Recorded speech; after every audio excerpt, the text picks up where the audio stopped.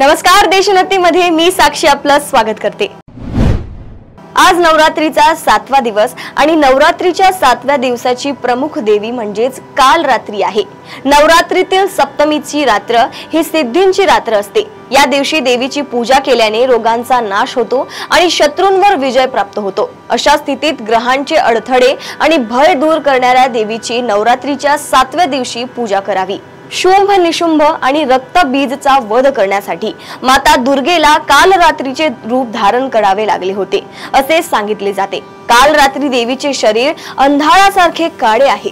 त्यांच्या श्वासातून अग्नी निघतो। गळ्यात विद्युत चमक असलेली माला आहे।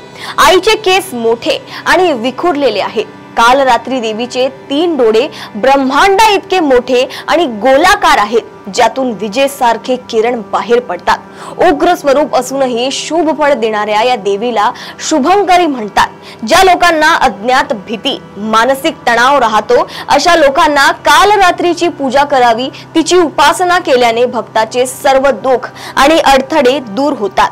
काल रात्री देवीचे सर्वात भयंकर रूप मानले जाते। देवीचे हे रूप सर्व राक्षसी प्राणी, भूत, दुष्ट आत्मे आणि नकारात्मक शक्तींचा नाश करणारे मानले जाते, जे तिच्या आगमनाची माहिती मिळताच पळून जातात असे म्हटले जाते।